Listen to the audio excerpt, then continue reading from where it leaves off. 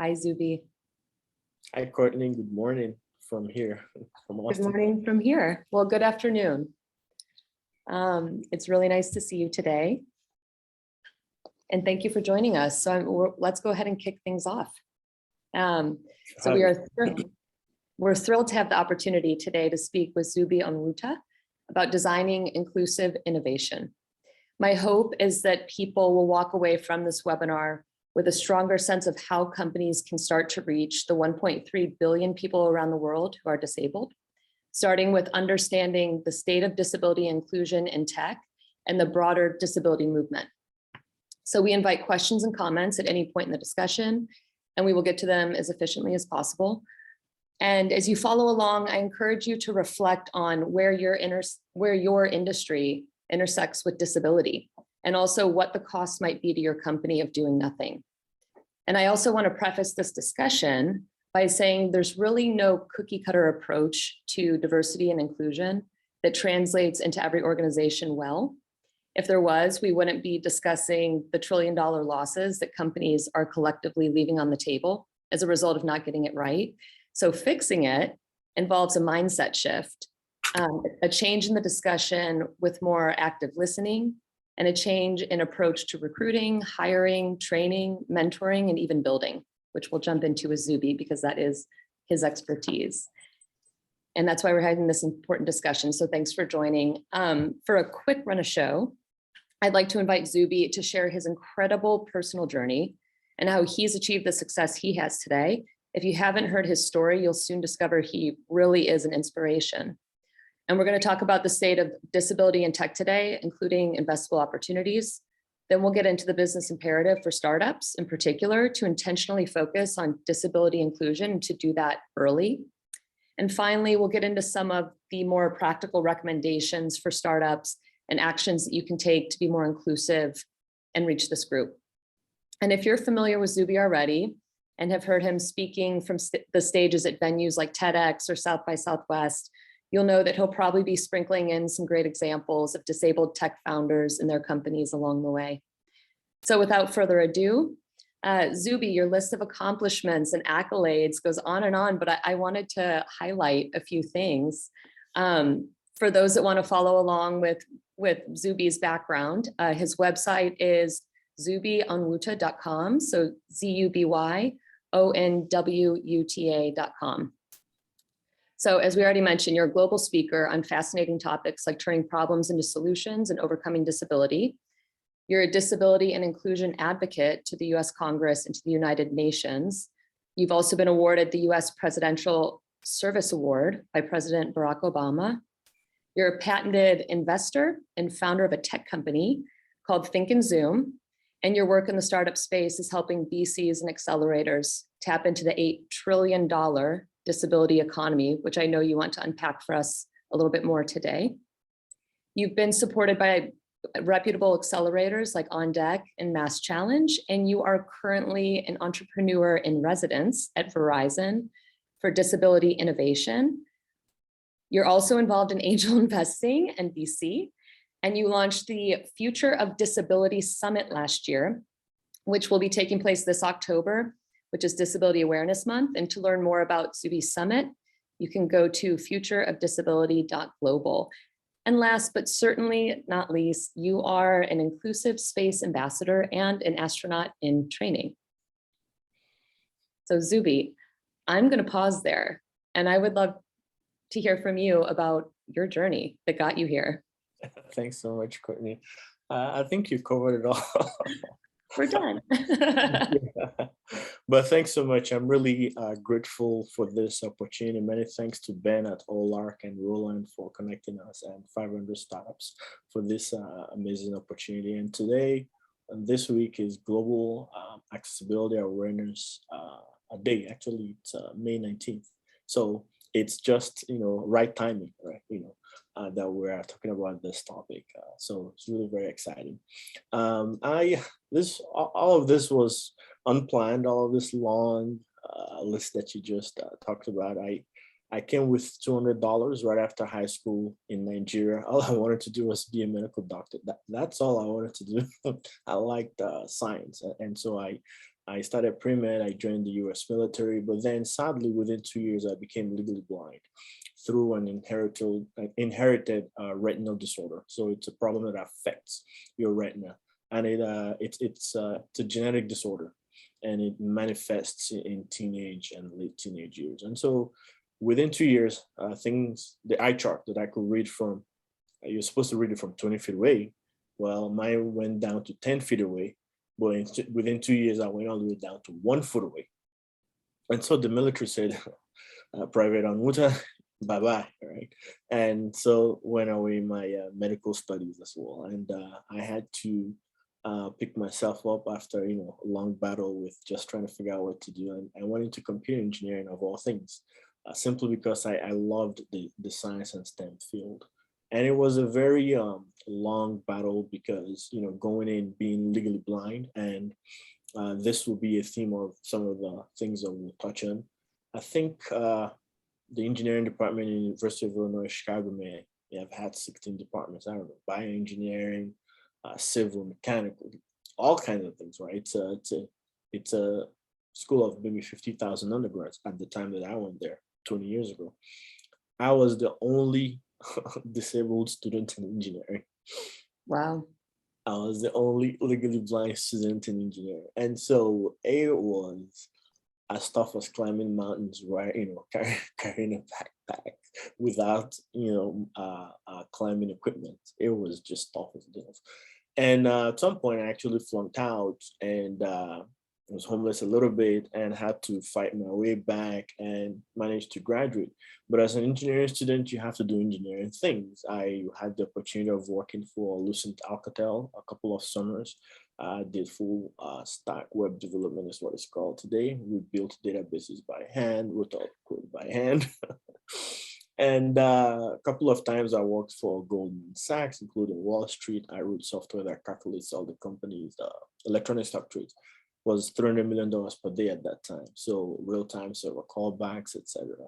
And dabbled a little bit with XML with them. And then I graduated and started working at IBM, and I was leading global teams working on file systems, enterprise clients, NASA, Bloomberg, the White House, Boeing, highly available systems, highly reliable, no downtime allowed. And within 2 years of that, I found myself at the Chris Cole School for the Blind, CRISSCOL, Chris Cole, because my vision was never, ever stable. And that's a whole different track of my life, where I had started my own personal medical research into finding out why my symptoms never matched my diagnosis. And that's how I went through 300 eye care professionals. But that's a whole different story. After I finished with the School for the Blind, I kept working, but my vision kept, just fluctuating and progressively declining. And it wasn't until 2012, after spending 2 weeks at Johns Hopkins. And just for anybody that doesn't know, Johns Hopkins is one of the most renowned medical institutions in the world. You're not expected to spend 2 weeks there. You might spend 2 hours, 2 days tops. But I spent 2 weeks. We were running all kinds of tests to really, really figure it out. And genetic testing showed that I have 3 retinal disorders. And that explained all the chaos. And shortly after that, I had to leave the engineering work. So that's why I really meant that none of all of this, was planned. I just, now the medical was gone, the military was gone, the engineering was now gone. And I just made a conscious decision that I wanted to rewrite my own story for a better outcome. And hence the topics you mentioned, turning problems into global solutions and overcoming disability abilities. So that's how it all started. It's amazing. I want to talk a little bit about Think and Zoom and how you embarked on this journey. Can you tell us how you got started and then what Think and Zoom does? So I've given you a little bit of the beginning of the journey, and now let me cover the missing track. So in 98, I get diagnosed with Stargardt's. I get told I'm legally blind. And 2 years before that was when I first got my driver's license. I went to the DMV, in 5 seconds, A1, 2, 5, you're out. Kid, I can drive now. Great. 2 years later, I went back to the same physical building, the same machine, and I couldn't see it right now. It was as if somebody had injected some smog, fog in between my naked eye and what I was trying to see. And I said, I wish, think of Aladdin's magic carpet. I love STEM, Terminator, the whole night. So I'm like, man, what if something could just appear, make things bigger, fold back up, and disappear? That's all I really needed.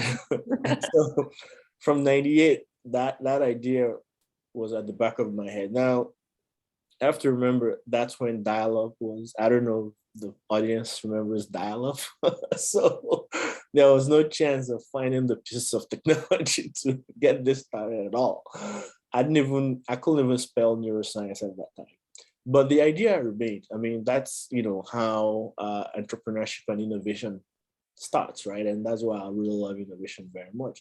And so through all my struggles with college, I always knew, why did I flunk out? Because one day I sat and I couldn't see the board anymore. Like, man, what if I just had this magic do its thing, and various scenarios, go to a restaurant, you can't see the menu up front, to the ACT, same problem. So as time went by, it was at the back of my mind. And then 2012, after 300 IK professionals, they tell me all this problems that I have, and I started looking at the symptoms like, okay, fine, I understand it's always fluctuating, I understand it's always declining, I understand the symptoms better, because when you're experiencing it, you don't get a text or a tweet that you're losing your vision. Like, you don't know what you don't know. I've had 2 near fatal car accidents when I used to drive, right? When I should have not been driving. But no, I didn't know. You just don't know. I went to Becomes your new normal over yeah, time, right? David had crashed 3 cars before he ended up at the school for the blind with me. You just don't know.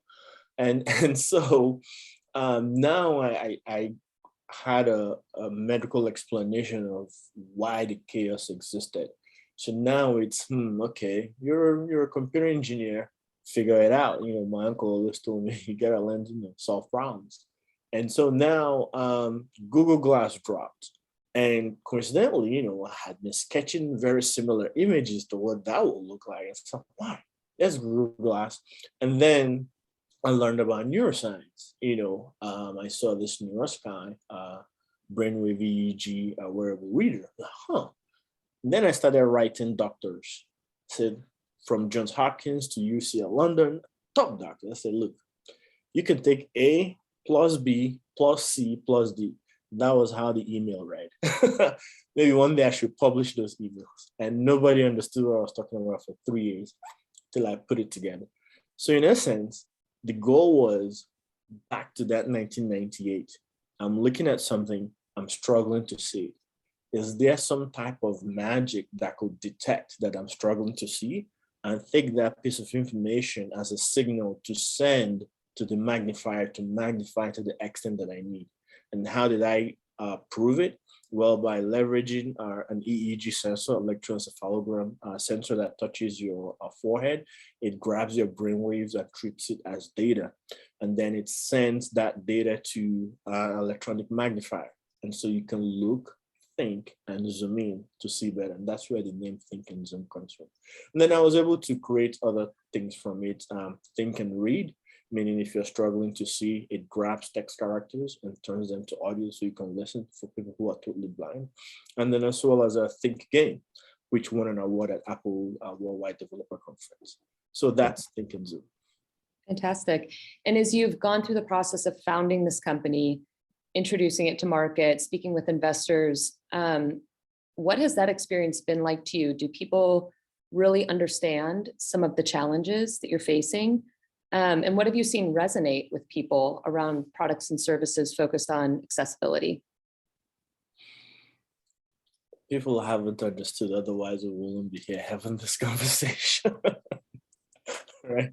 Um, on one hand, um, it's just really fascinating, when I walk into a room to pitch about blindness and I'm introducing myself as being blind. Um, took me a while to even figure out that people still didn't understand, even till today, what I'm talking about. So there's a couple of confusion there. It's I'm saying I'm blind. But wait a minute, you can see me. Can't you see me? Yeah, but you're blurry. What do you mean by it's blurry, right? So that's that confusion, right? Because you're trying to talk about a problem that you understand. Then the second thing is, what do people understand about blindness?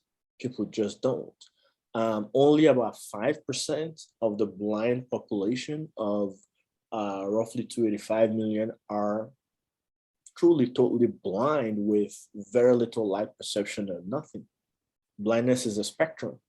People don't understand that. People don't understand the cutoff mark between visual acuity of 2020 to 2070 visually impaired to the low vision between 2040 all the way to 2200, which is now legal blindness. People don't understand that you can also be legally blind from a different angle where it's not your visual acuity, just looking straight. It's now your field of vision, and that comes through retinitis pigmentosa, which gives you tunnel vision. And the tunnel keeps going, smaller, and keeps shrinking in circumference, what you can see. So that was there. And then the second issue was this brain-computer interface. Like, what are you talking about? I spoke on a panel last year called BCI, Science or Science Fiction. And I spoke alongside Neuralink, Elon Musk's company that has just raised $300 million. And also alongside Synchron, another minimally invasive company doing BCI that had raised $50 million. So generically, people didn't understand either. And so that was a huge challenge in trying to raise the needed funding, right? And then the same investors will say, okay, fine, I get that this BCI is emerging technology, but why do you want to offer it to people who are disabled? Not realizing they actually they're asking me, why do you want a high-end luxury, cutting edge piece of technology for productivity? Yeah. Not realizing they're actually talking to me. And so those hurdles were there every day and made it very challenging. I couldn't raise the funding. And so I have firsthand experience of, the lack of awareness, the lack of education that the investors have about this space. They just don't understand. Yeah, I have two more questions for you around this, and you can answer these in whatever order you prefer because they're kind of interrelated. But have you seen progress on that front since you started this journey and started with Think and Zoom? We know that the VC community, and this is a big piece of your message, is not tapping into the potential of serving the disability economy or the disabled market. Have you seen positive changes over time, at least with the way people are thinking or talking, or a deepening of understanding? And the other piece of this is, in our prep call, we've talked about the disability movement. I'd love to hear a little bit more about that so that people know where to look when they want to learn more about this stuff, and some of the advancements that have been made by the movement, particularly if they have a focus on tech and how tech can increase accessibility. In terms of movement, progress,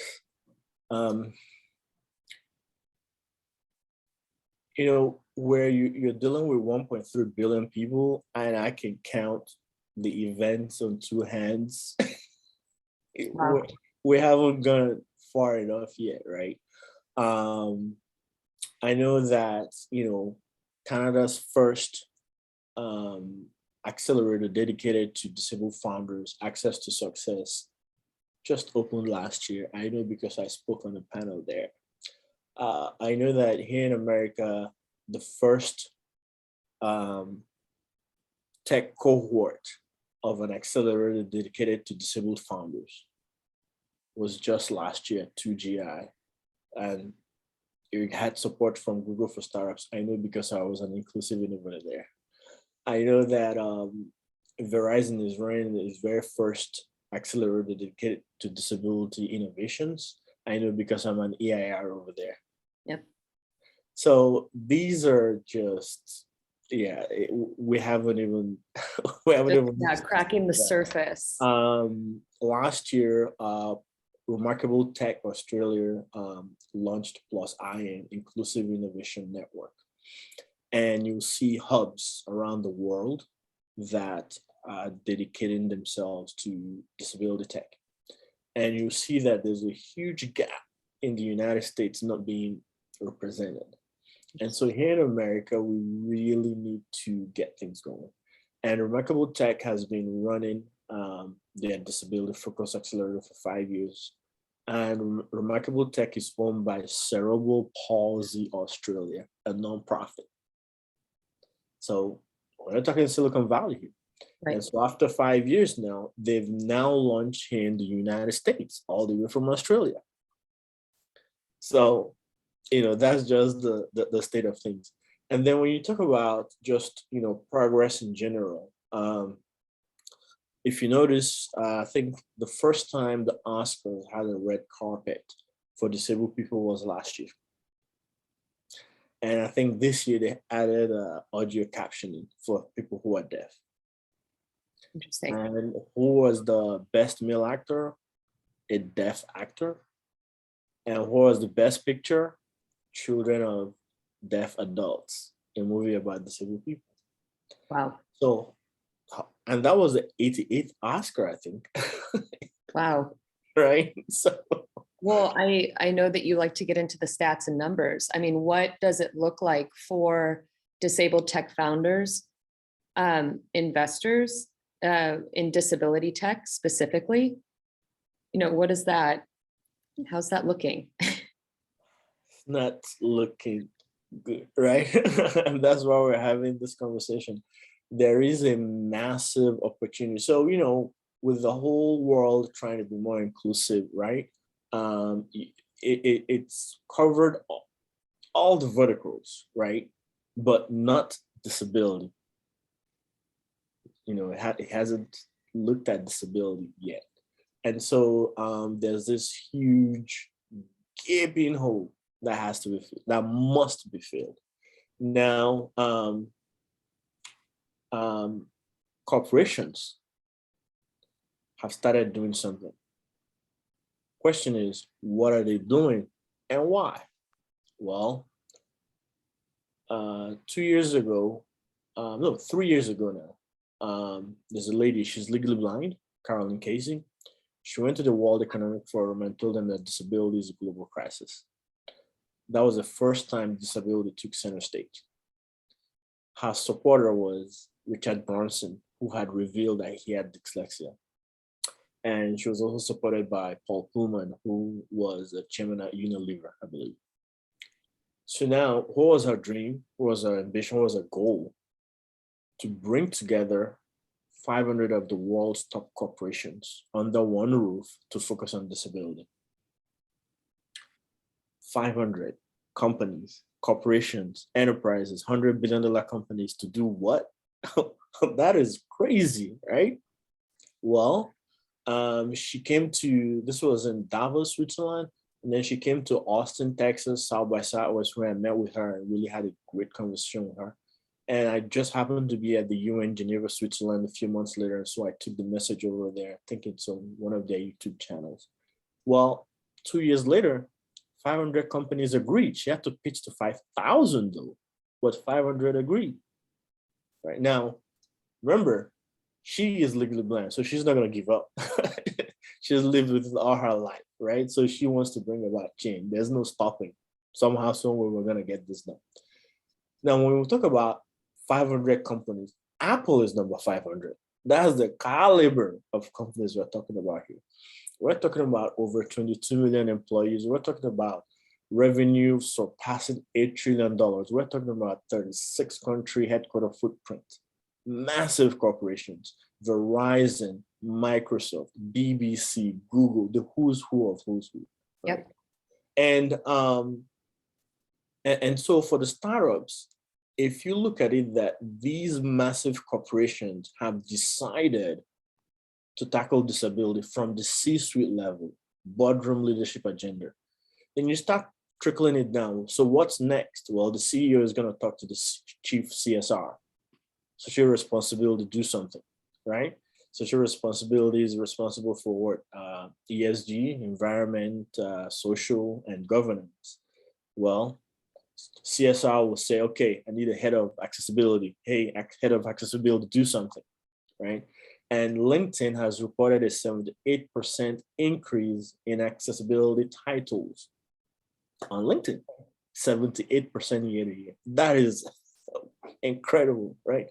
And so now these companies are pushing to get these things done. Well, what's next? Well, somebody has to now provide the nuts and bolts and the wires, right? That's where startups come in. Because now these heads of accessibility, they have to make a decision. Do I have the talent? Do I have the resources to build it in-house? If I can build it in-house, let me go buy from outside. Yep. Well, That's and where startups come in. yeah, absolutely. If you have thoughts, and we could follow up after the conversation, but if there's third parties that do support this kind of work, we'd love to share a list like that, especially if they work with startups. You said something really interesting in our prep conversation about the training you've received at Harvard and MIT on entrepreneurship focuses on innovation as a way to maximize return on investment. And so that means addressing as many markets as possible. And I think it's a simple way to make the business case that we're talking about 1.3 billion people here who deal with disability at this point in time.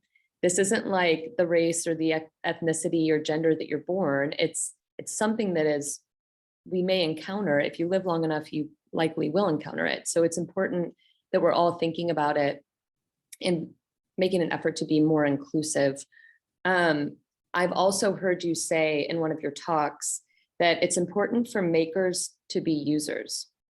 And that really stuck with me. I think one of the challenges that founders might face is understanding how disability intersects with their company or with their particular industry.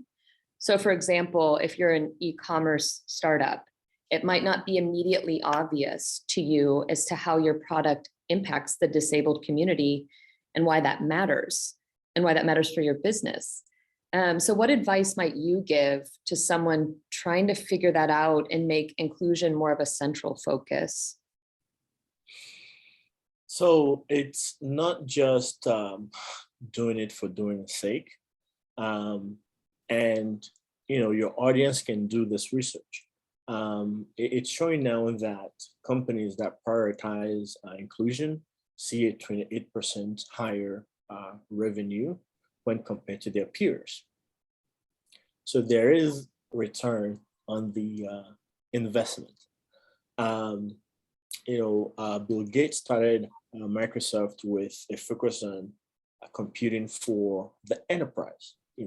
All corporations, governments, all had Windows running, and it's not bad, right?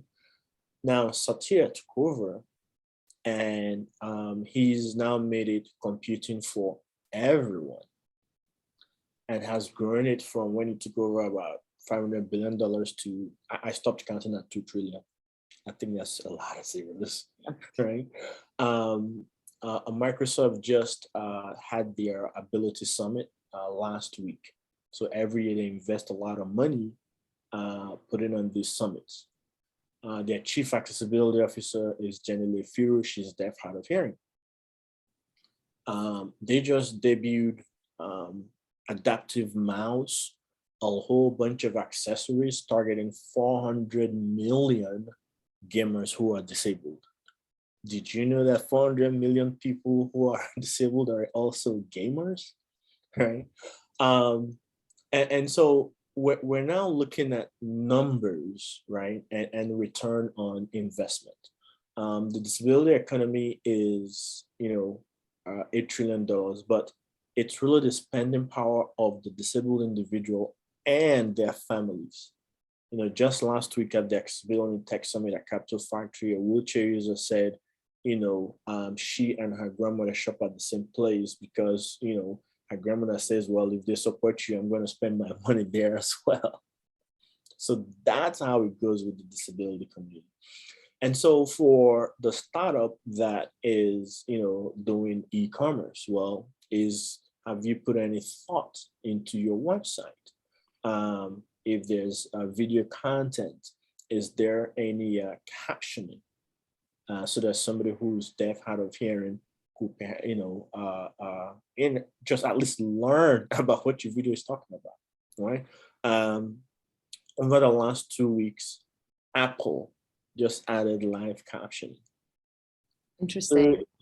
So sorry for interrupting you. No I just want to problem. say I've been noticing on social media, like on Instagram, certain brands doing captioning as well. Yeah, and so the message I'm trying to put out there is sort of look at what the big brands are doing, Yep. right? And don't be left behind. There's a certain name, Kardashians, right? We all know them, Kim Kardashian. She has a clothing line called Skims. Now, why on earth would I be talking about Kim Kardashian and her clothing line? It's because they have created an adaptive line of clothing for people who are disabled. I mean, if Kim Kardashian cares enough about this. Yeah, you don't have an excuse. Right. And so there are the known people like, P&G and all these companies that make shampoo. They're now putting braille dots for people who are blind. They're hiring disabled people to lead their accessibility. MasterCard, if I'm not mistaken, they may have come around the 1970s, but they just released a new piece of plastic card with braille for their blind consumers. So it's not even, it's not even from me, right? It's like just look around you, look at what everybody's doing. The first accessible hotel opened up in Birmingham, United Kingdom. Well, another one just opened up in Virginia, United States. So things are changing. Interesting. Those are super helpful examples, Zuby. Thanks for sharing those. We have 5 more minutes with you, so I do want to invite anybody listening in to share a question if you have one. This is a good time. But I also wanted to get into, while we're on this topic of what companies can be doing. So let's talk about like hiring and recruiting and sort of focus on that part of the pipeline. What are some simple things that startups with limited resources might be able to do? And I'm guessing you might say something like a statement on a website or language within the job spec. Could you give us a few specifics about what you might be looking for that really reflects an organization that's taking inclusion seriously and trying to advance this conversation? So historically, disabled people have been excluded. And so if that community is not invited, chances are they won't show up because that's just how society has had it. There are countries that do not even teach math. I'm talking about grade school math to blind children. Wow. That's where they're cut off, countries. So I'd say the first thing is just awareness. It's true, it's 1.3 billion people, but what does that really mean? What it means is that not everybody is born disabled. Majority occurs after birth. There are genetic problems that manifest later on in life. But also, what about the athlete or the military veteran who just had a knee surgery? Now they have to use a wheelchair, right? What about the 80-year-old person who no longer has the strength to walk? Now they have to use a wheelchair or walker. So it's not all about, the people who have cerebral palsy or muscular dystrophy, right? So just that awareness, right? And then understand what is, assistive technology, so that the wheelchair is a technology that assists the disabled person, right? But then understand the difference between that and an accessible solution. The hotel needs to be accessible. Everybody needs to go in and out. Imagine somebody with a wheelchair finding their way to the building, but they cannot get in, right? And then try to familiarize yourself with disabled innovators in order to change your perception of the first thing I talked about. Sasha Blair Goldenson, 10 years ago, had an accident, became a wheelchair user. Will go to places in New York to meet up with colleagues, and he can't get into the building because he was a Google employee. He used his 20% time, built a team. They started crowdsourcing locations that were wheelchair accessible. And after they gained critical mass, they pitched to Google Maps. So Sasha, a wheelchair user, a disabled user innovator, is responsible for bringing wheelchair accessible locations to Google Maps. And this happened in the last 2 years. Ralph Teeter, a blind mechanical engineer, was the one that put the cruise control in your vehicle because he couldn't see. Every time it was a passenger, the cars would jerk and stop. And being a mechanical engineer, he found a solution. The gentleman that co-invented the HTTP protocol, TCP/IP protocol, is deaf and hard of hearing. Today we call him the father of the internet. But most people don't understand the reason why. He was looking for a way to be able to communicate using text characters over the internet with his family. Vint Cerf. He has won all awards from here till that kingdom come, right? So, even in acquiring customers and trying to cross the chasm, right? You go from your innovators to your early adopters, early majority, late majority, and laggards, right? Well, in Yes, I disability, love that book.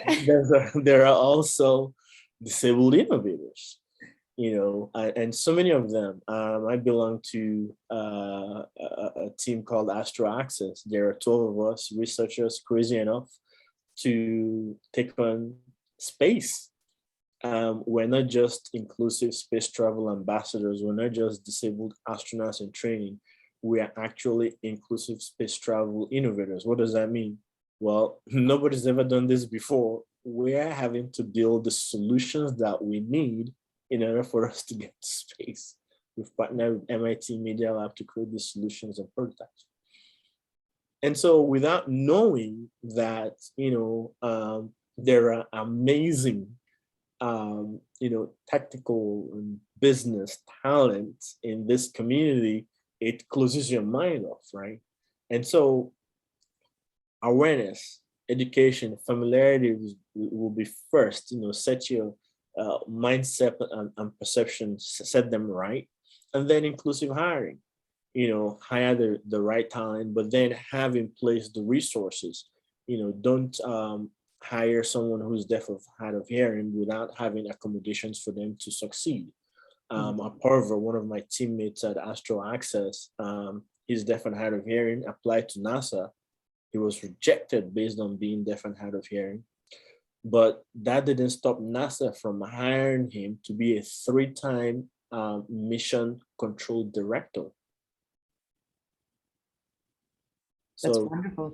it's good enough for mission control, right? But they didn't want to hire him to the astronaut program. Yeah. So, Yeah. And I think, as we wrap up, I think this tone really comes from the top. I think that advocating for disability and disability inclusion, even in early stage startup, really shapes relationships with employees and how people view the environment, how they view the team, the level of openness, awareness, et cetera, and being able to come forth with your own things, whatever they might be.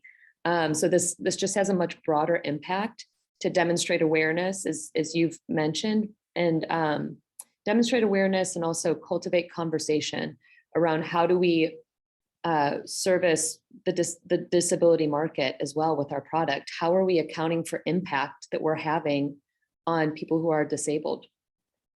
So thank you, Zuby, for all your insights in this conversation. And thank you for the really fantastic examples that you've shared. I think that this practical advice is really useful. And I really think that some of these things, any early stage company could go ahead and just get started, just take that first step. So Absolutely. we appreciate having you here today. Thank you so much, Courtney. Again, it's really a great pleasure to be here with you. And I just encourage everyone to just educate yourself, be aware, have a mindset shift, and remember, there's an $8 trillion economy out there, and it's revenue, it's numbers, right? And give everybody the opportunity to be able to look, think, and zoom into their better, brighter future. So thank you for having me. Thank you, Zuby, and we look forward to the Disability Summit in October. Thanks so much, Courtney. Have a nice day.